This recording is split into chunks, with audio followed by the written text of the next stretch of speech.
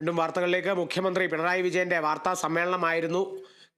രാഷ്ട്രീയ കേരളം ഉറ്റുനോക്കിയിരുന്ന ഒരു വാർത്താ സമ്മേളനം എന്നുകൂടി പറയാം. കാരണം നിരവധി വിവാദങ്ങൾ, നിരവധി വിഷയങ്ങൾ, നിയമസഭാ സമ്മേളനത്തിലേക്ക് ചർച്ചയായേക്കാവുന്ന നിരവധി വിഷയങ്ങൾ കൂടി പറഞ്ഞു പോയിട്ടുണ്ട്. അതിലേറ്റവും പ്രധാനം, അല്ലെങ്കിൽ മുഖ്യമന്ത്രി പറഞ്ഞു തുടങ്ങിയ വിഷയം എന്ന് പറയുന്നത് തന്നെ വന നിയമ ഭേദഗതി ബില്ലിനെ സംബന്ധിച്ച വിഷയങ്ങൾ തന്നെയാണ്. അതിനെ സംബന്ധിച്ച് സർക്കാർ പിന്നോട്ടാണ്, അല്ലെങ്കിൽ ആ ഒരു നിയമ ഭേദഗതി സർക്കാർ ഉപേക്ഷിച്ച മട്ടിലുള്ള ഒരു സംസാരം തന്നെയായിരുന്നു. ഭേദഗതി തുടരാനില്ല എന്ന് തന്നെയാണ് മുഖ്യമന്ത്രിയും പറഞ്ഞിരിക്കുന്നത്. എന്തായാലും ഇതിൻ്റെ വിശദാംശങ്ങളുമായി തിരുവനന്തപുരത്ത് നിന്നും വിനയരാജ് അല്പസമയത്തിനുള്ളിൽ നമുക്കൊപ്പം ചേരും. എന്തായാലും ഈ ഒരു വിഷയങ്ങൾ വലിയ രീതിയിൽ ചർച്ചയായ വിഷയങ്ങളാണ്, അല്ലെങ്കിൽ വിവാദം ഉയർന്ന വിഷയമാണ്. ഘടകകക്ഷികളുടെ ഭാഗത്തു നിന്നടക്കം വലിയ രീതിയിൽ വിമർശനങ്ങൾ ഉയർന്ന വിഷയം കൂടിയാണ് വന നിയമ ഭേദഗതി എന്ന് പറയുന്നത്. ആ ഒരു ഭേദഗതിയിൽ ഇപ്പോൾ തടസ്സമായിട്ടുള്ളത് 1972 കേന്ദ്ര വന നിയമം ആണ് എന്നുള്ളതാണ് മുഖ്യമന്ത്രി പിണറായി വിജയൻ പറഞ്ഞു വച്ചിരിക്കുന്നത്. അതിനെ സംബന്ധിച്ച്, അല്ലെങ്കിൽ 1972 വന നിയമ പ്രകാരം ഇത്തരത്തിൽ ആക്രമണം നടത്തുന്ന വന്യജീവികൾ ഇറങ്ങിക്കഴിഞ്ഞാൽ, അല്ലെങ്കിൽ ആക്രമിക്കുന്ന വന്യജീവികൾക്കെതിരെ ഒരു നടപടി എടുക്കണമെങ്കിൽ പോലും പരിമിതികളുണ്ട്, സംസ്ഥാന സർക്കാരിന് പരിമിതികളുണ്ട് എന്നാണ് മുഖ്യമന്ത്രി പറഞ്ഞത്. കാരണം ഇത്തരത്തിൽ ഒരു വന്യജീവി ആക്രമണം ഉണ്ടായിക്കഴിഞ്ഞാൽ ഏറ്റവും ആദ്യം 1972 വന നിയമപ്രകാരം ഒരു 6 അംഗ സമിതി രൂപീകരിച്ച് മറ്റ് നടപടികൾ നീക്കണം എന്നുള്ള തരത്തിലാണ്. എന്നാൽ അത്തരത്തിലൊരു സമിതി രൂപീകരിച്ച് കാര്യങ്ങൾ മുന്നോട്ട് നീക്കുന്നതിനോടകം തന്നെ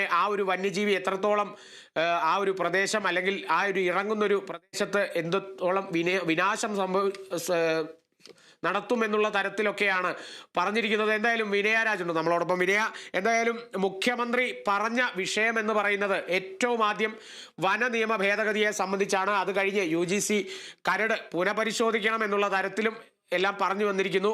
എങ്ങനെയാണ് പറഞ്ഞ രീതിയിൽ തുടക്കം മുതൽ, അല്ലെങ്കിൽ വന നിയമ ഭേദഗതി മുതൽ മുഖ്യമന്ത്രി പറഞ്ഞതിന്റെ ഒരു രത്ന ചുരുക്കം? കാളിദാസ്, എന്തായാലും ഈ വന നിയമ ഭേദഗതി ബില്ലുമായി മുന്നോട്ട് പോകില്ല എന്ന് തന്നെയാണ് മുഖ്യമന്ത്രി ഇപ്പോൾ ആവർത്തിച്ചിരിക്കുന്നത്. ഇപ്പോൾ വന്ന നിയമ ഭേദഗതി സംബന്ധിച്ച നിർദ്ദേശങ്ങളെക്കുറിച്ച് പല ആശങ്കകളും ഉയർന്നിട്ടുണ്ട്, പലരും പരാതിപ്പെട്ടിട്ടുണ്ട്.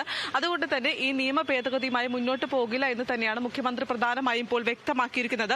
ഈ ആശങ്കകൾ പരിഹരിക്കും. ഈ ആശങ്കകൾ പരിഹരിച്ച ശേഷം മാത്രമായിരിക്കും മറ്റു നടപടിക്രമങ്ങൾ എന്നാണ് വ്യക്തമാക്കുന്നത്.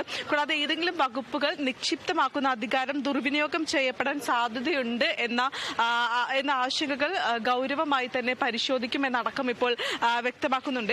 ഈ കർഷകർക്കാണെങ്കിലും മലയോര മേഖലയിൽ വസിക്കുന്ന ജനവിഭാഗങ്ങളുടെയും ന്യായമായ താല്പര്യങ്ങൾ സംരക്ഷിക്കുന്നതിന് വേണ്ടിയുള്ള നടപടിക്രമങ്ങൾ ആരംഭിക്കും. നിരവധി പേർ ഇത്തരത്തിൽ ഈ വന നിയമ ഭേദഗതി ബില്ല് കൊണ്ടുവരുന്നതിലൂടെ ബുദ്ധിമുട്ടും.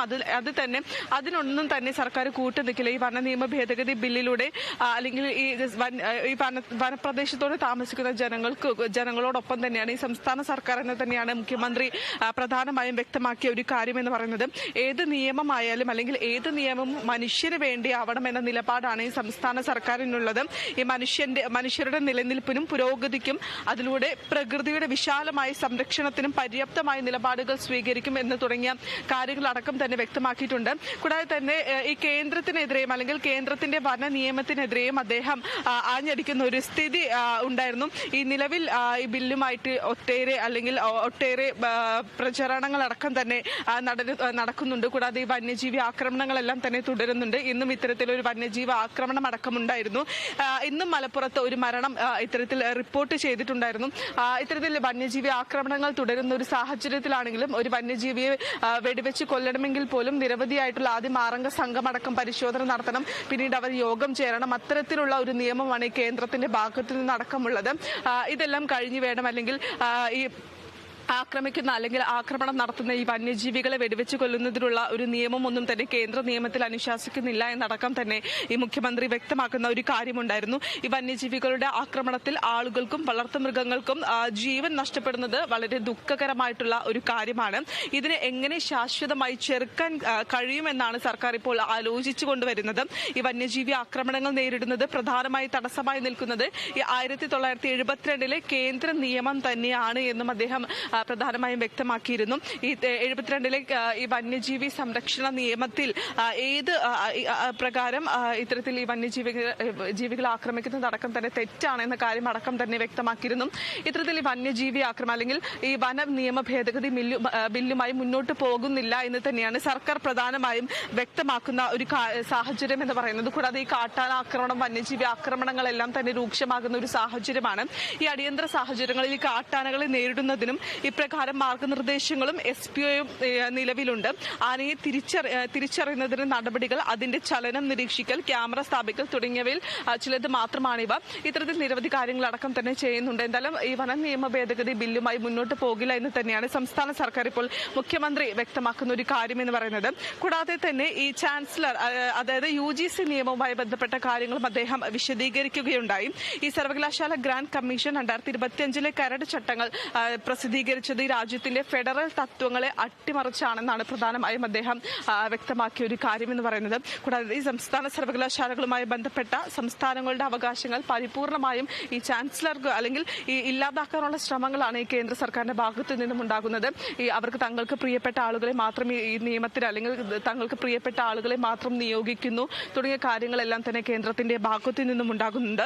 ഉന്നത വിദ്യാഭ്യാസം ആ ഒരു കേന്ദ്രത്തിനെതിരെ ഒരു വലിയൊരു വിമർശനം കൂടി മുഖ്യമന്ത്രി ഈ ഒരു വാർത്താ സമ്മേളനത്തിൽ ഉന്നയിച്ചിട്ടുണ്ട്. അല്ലെങ്കിൽ അത്തരത്തിലുള്ള ചില ആരോപണങ്ങളും കൂടി പറഞ്ഞിട്ടുണ്ട്.